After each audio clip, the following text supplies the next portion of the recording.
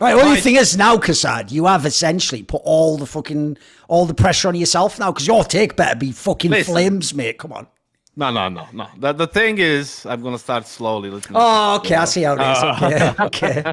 No, you guys focused on Valve and Intel and all these things, and nobody focused on the real things, like the players, the teams. So the first take. Right, what's Nico doing now that you're interested in? Go on, hit me with it. Oh, I actually met him yesterday in the restaurant with Monesi. He told me a little secret, but I'm not gonna say. But the thing is, if KSCERATO doesn't leave Furia for Liquid, he is going to ruin his career forever. Forever. But here's the mistake we're making, Maui. We just give the take. That word at the end, that like modifier did everything, didn't it? It did so much work on that sentence. I know. Because I was already thinking, not a bad take. Forever. Like, it's just over for him if he doesn't join Team Liquid now. Like, all right.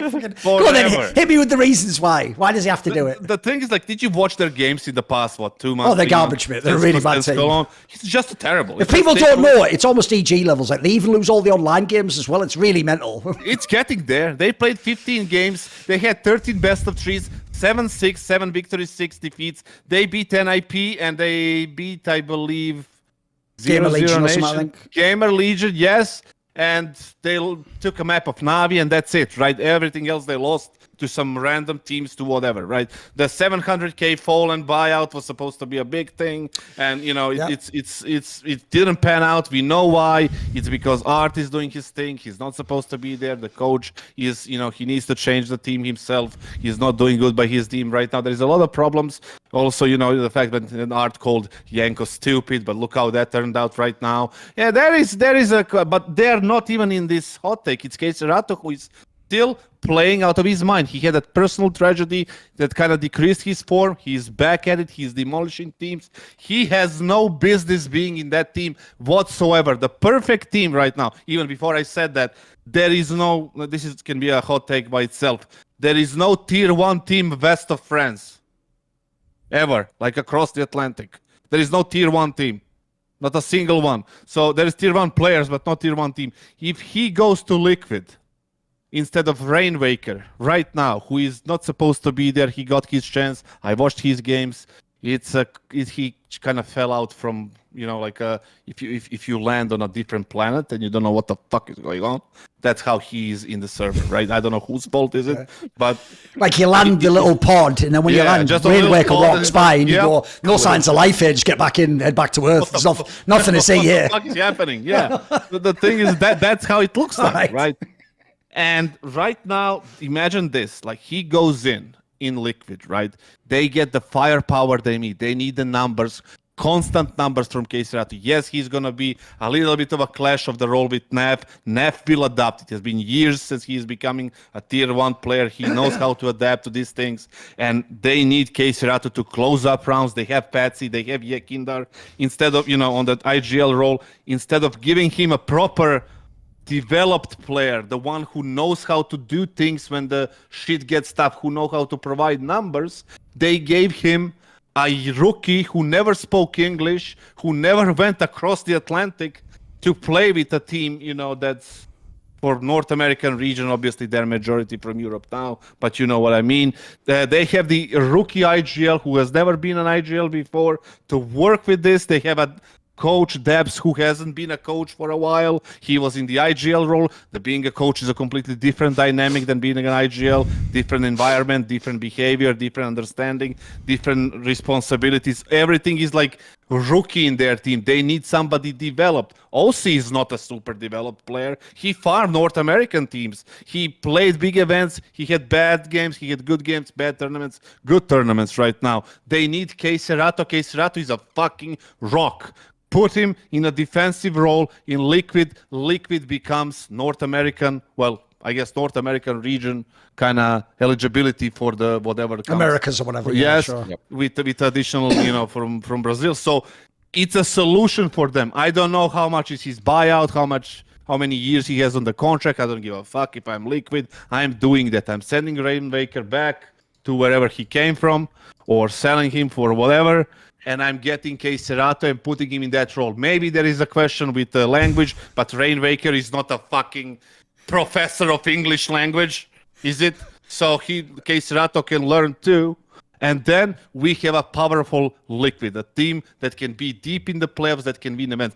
Put him in that team where Patsy and Yekin are going crazy, where they have an OC who is going to be delivering some numbers, and Nav and KSCERATO delivering the coup de grace, the fucking closer, and the fucking finishing the rounds. And that's where you have a powerful winning Liquid instead of this, whatever the fuck this abomination is. Basically, check if the receipt's still in the bag for your Rainwaker and return him. Apparently, like see if there's like a 60-day return policy. Has that expired yet? Is there still a chance? Can we get store credit? Buyer's protection, was it called? Yeah, exactly. Caveat emptor, exactly. Come on, Maui, what do you think of this? Well, the framing is what's funny. It's going to ruin his career forever. I think Furia are a change away from being a good team right now. I mean, I watched everything that they did at ESL Pro League, I think other than their Greyhound matches, which I just knew they would just stomp them, so I didn't really care. But, which, by the way, I am self-promotion, by the way. I am watching them on my Twitch stream, on co-streams every single day. Oh, okay. But, yeah, the Twitch TV Maui Snake, by the way. But the thing with this Furia lineup right now, this thing with Furia and their lineup right now is that what's really weird about watching them play is that they like this, and this gets a little bit off track with Kassad's point lightly, but I do think that the reason that Furia are only a single change away is that for me, Cello is just not an anchor player, and other than Fallen, who obviously as an opera should have a higher rating, Cello was the second lowest rated player on this Furia team throughout the ESL Pro League groups. And what would be nice to see is Cello just takes art spots. And for me, a take I was kind of toying with a little bit was that it would have been better for Furia if they actually just dropped art and just kept Drop, because then Drop would just play the anchor spots. Cello would get to play a lot of art spots where he's actually more comfortable, and it's similar to what he did on Imperial before, and he was good on Imperial doing those roles, and then you'd have a natural anchor. And so I thought this team could have been I think now this team could be way better if they just did the 1-for-1 drop for art and let Fallen keep IGLing, because I actually think their T-sides are all right. I'm not going to go out and say that they're crazy good, but I think that they've been a little bit better here at ESL Pro League, and I also think that what actually is the weirdest thing about watching this Fury team play, the amount of times I've seen them lose 5v2s, 4v2s, and it partially comes down to KSCERATO too, because he's often in those man advantage situations as one of the players on his team. But the way this team just lacks cohesion there is the most concerning thing for me. And now to address Kassad's main point about bringing him to Liquid, I do think that would be a slam dunk move. I don't think that's even debatable as long as language isn't an issue with the roster. If KSCERATO can play Rainwaker's positions, this team is just full of stars. And I love the point that you bring up that they would become an America's team again, so that when they play the RMR, it is a free walk into the major for them every single cycle. So I think that would be a really, really sick move for Liquid. But I'll just say, like, I don't know how Furia lets that happen, because this team dies without KSCERATO. They are horrible if he is not on this team. There is nothing, before you go on Duncan, there's nothing they can do about it. If the contract is set right, there is nothing they can do. I would just wave them away, just goodbye, see you later, wearing a Liquid jersey and just fuck right off. But to your point, like, you have been watching Fury and their T-sides are all right. This is what you said literally a minute ago. Did you see who they played? That would be like saying, yeah, you are a really good like offensive lineman or a linebacker in NFL, and I'm tackling like 13-year-old boys with my fucking 120 kilos. I was like, oh yeah, he's fucking tackling, he's super good. They didn't play anybody who can challenge them. Greyhound, Movie Star Riders, NIP, Lost to Astralis, Greyhound, Greymer Legion, 00 Nation, Monty, Espionage. What the fuck is that? Navi, Sprout 500, Mongols, Monty, Greyhound. That is some like Snow Sweet Snow Cup level opposition in its true. Snow Sweet nothing. Yes. It's garbage. So the only way I can support your theory, but by one roster change, but that one roster change means like changing 3 players. You know, in football, when like a coach changes like 3 players at once, and it still counts as a 1 substitution. You know, and that would make sense because this is just no. My problem with this KSCERATO is there's obviously two separate components here. There is like, essentially, we're asking, like, can Furia not work? Which is obviously an establishing point to KSCERATO must leave. And then the third point is he must go to Liquid, right? The middle one, KSCERATO must leave. I actually do agree with that. Like, it's one of the things from last year I've been looking at myself, which is if I ignore all logistical and all, like, cultural things, I would just literally, like, forget even Liquid, mate. That's being generous to Liquid. I would have him on, like, FaZe Clan or something insane like that. Like, I think this guy is insanely powerful. Like, I think if you actually put him in like a starring role with one of like the best IGLs and some other world-class teammates, dude, he could just do it all now. He can win the major, he can win a grand, he can be everything. He can be the best rifle in the world, mate. He can contend with Nico and Axel and all those guys for that role. Like, his skills are just there. He's so good. And in fact, you can even argue this era of Furia just proves it even more so. Because back in the day, it used to be, this is a sad thing as well if you only start watching the last 2 years of Furia. Guys, back in the days, it really was a 1A, 1B. It's what style you liked. If you liked the other style, you could say Yuri was the best player on Furia. Yuri's game the last year's dropped off a fucking cliff, mate. He's just not a star player anymore. So the sad thing is, it is just KSCERATO hard carrying now. And you've seen, actually, in these rare scenarios where he had the tournament where he had, like, family issues and the end one where he had health issues, they have nothing if he doesn't frag, mate. If he frags, they become, for real, like EG. They become an absolutely dog shit big team. Like we're saying that we're not even playing good opposition and you sort of going like 50% win rate. What? So in my opinion, if you have a player like that, this reminds me of why I always agreed with Maui that, like, eventually you had to fire Nafani. You can't have one player putting up like 1.25 ratings in tournaments and going out last place. Like, that's unacceptable. Like, except for rare cases where the player, like, let's say the player was the IGL himself and he was calling himself, maybe and then it could be like acceptable. But like, this is a guy who's just a really good rifle. Like, there's so many players and teams could make use of this guy. I also do agree. I think the Liquid one be a slam dunk, but unfortunately, if you notice, Liquid the last few years just don't make the big moves. The closest they've come to the Ikindar move, and in the end, technically, he brought himself out. But that's about the closest they've come to a big move, like actually get one of the world's best talents. So unfortunately, one, I get the vibe Liquid aren't thinking about this. And then worse, if we come to this specific example of KSCERATO, right, I don't know enough about Brazilian culture to know why this is, but they do seem to have quite a large aversion to playing with non-Brazilians. And it's nothing to do with language, by the way. Most of them speak competent enough English that, like, especially someone like this where you wouldn't even have to be the guy common, you could just frag, basically. They could be on the team, but I actually get the vibe. People are going to think I'm going full Gowlers, but I mean it. I actually get the vibe that, like certain other countries, I mean, by the way, Koreans are like this in League of Legends, they just want to only play with people from their country. They want it to be that not only do they come in Brazilian and Portuguese, but they also want it to be that they're around their teammates. If you notice, one thing I'll give them credit for, it's not an act. They do have like a very sort of social dynamic within those big Brazilian teams. Like there always are a couple of them are good friends. There always are a bunch that go out to dinner all the time and having holidays with each other and stuff. Like, it's not like some of the European teams where people are kind of sometimes mercenaries, and even when you leave, it's like, well, whatever, you just weren't playing well. It's not like any hard feelings. Unfortunately, I do get the vibe, essentially, logistically, I don't think this will ever happen, unfortunately. To me, if you just look at their scene, we've said this about a lot of talents in their scene. How about Henny when he used to be on Immortals? What about even KNG? This guy could have been a beast if he'd been in a team, an NA team. I think of Phelps. These are all people who had clear talent. You could just look at the eye test and go, these guys are fucking good. But not only did they not leave the region, but I actually get the vibe, unfortunately, they just don't want to. So I don't think it's even in their mind. And then lastly, if you look, Furia just does not let people go. Good players do not leave Furia. Like, I don't know how they're doing it. I don't know if it's contract prison. I don't know if it's some sort of, like, let's say extracurricular exertion. But, like, people just don't leave that team, mate. They just don't. I don't give a fuck. The thing is, like, you said, like, they don't want to leave the region, they want to stick to Brazilians. That's not their fault. Like, that is not their fault. That's the fault people in the organizations. Put me in charge in a fucking GM spot or somebody who's going to be making these things work, and you'll see how they forget about this brotherhood, type of situation where I need to play with my teammates and all this shit. Yeah, those things, they go away with success. Oh, by the way, there's one other angle on this as well, which is I actually have I'm not as hyped as Maui is about Furia. Here's the real problem.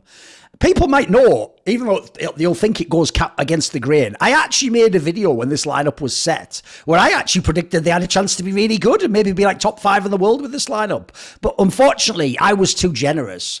Like, I'll tell you right now, this is another reason I don't fuck with Fallen's game post 2017. Because I don't think he even... I think he is incredibly cynical, guys. I think he is one of those players, like the old VP players at the end, where they know they are making insane salary and the goal is keep getting the salary. It's not be world class. Whatever you have to do. So in the same way as the reason why they didn't change players in VP, it's not because they didn't know there was problems. It's because they all want to make 20k a month. It's just like, hey, let's all fucking shut up and let's just get to the next tournament and see if we can get that paycheck again. Right? The reason why I say this is my hopes that Fallen could turn it around made assumptions like they're giving him the IGL role and he will have like say of what they do.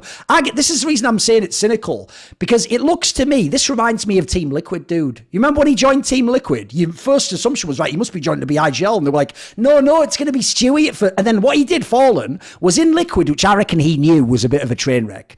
He just basically waited like as long as possible to eventually have to assert himself and be the IGL, because you just bought yourself like 3-5 months by doing that. Then when they finally make you IGL, that's when your timer begins. Like, right? Did he do a good job as IGL? Eventually he didn't, so he got kicked. But like by that time, he'd gotten like 9 months, a year out of the team. You make another change in between. Out goes this guy, in comes Shocks or something.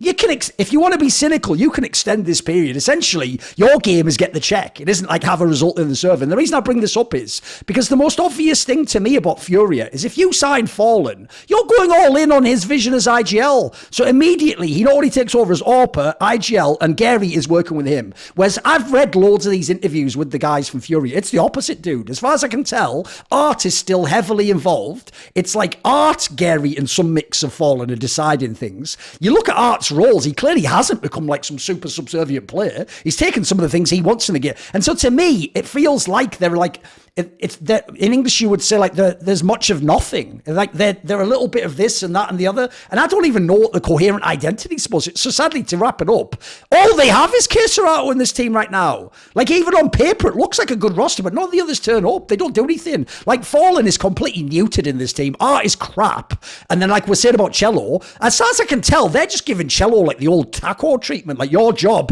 is literally to be at the bottom of the scoreboard. Like what? Like that's not even how you make a team, guys. That's just actually like abusive at that point in time. Like the joke is, if you saw Cello on Imperial, he's a way better player than this. So why are we giving him the drop treatment again and just going, you're just the whipping boy of our team, basically? Like, so we don't have to feel bad. You just have to have the shit roles. Like, to me, they're actually like Kazad's. I think they've done a terrible job with this 5 players. I think you could do so much more with these players. Just to mention your point about Fallen and Liquid, like he went there 9 months, he got the money, but it's not his fucking fault.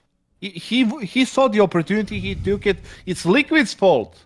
Sure, they enabled him it. and say, Sure. like, listen, you are the IGL now. I am the general manager. I am putting this team together with my coach. You are the IGL.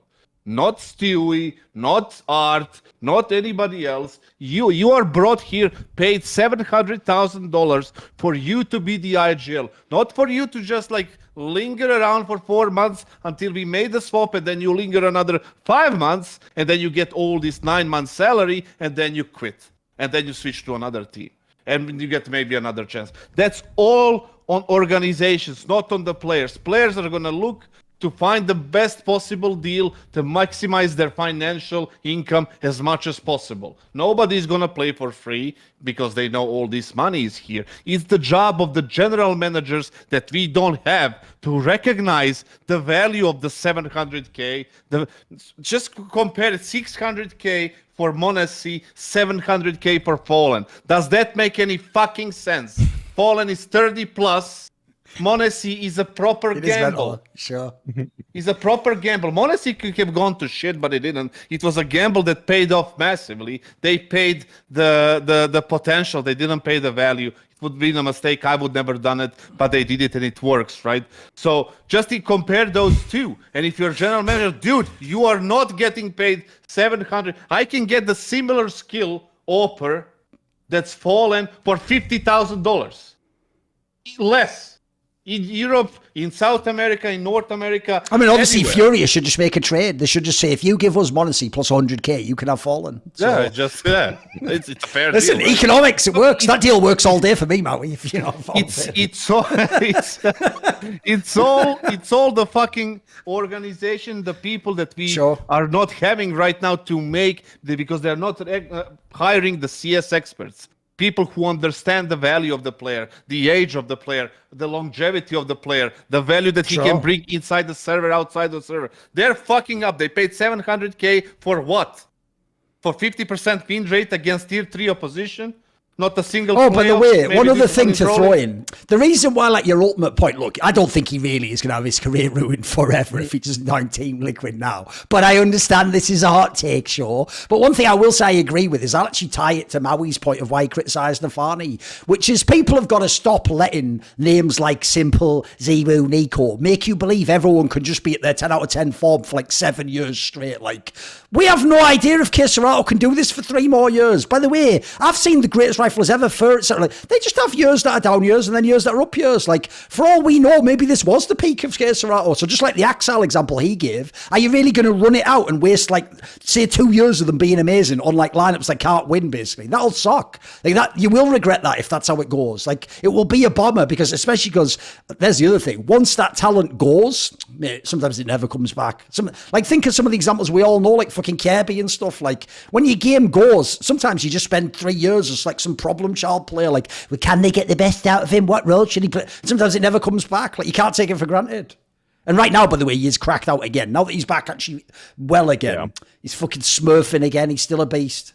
See more cool, funny, interesting clips based on topics from my content? Well, subscribe to this channel then, or, you know, be a pleb and don't.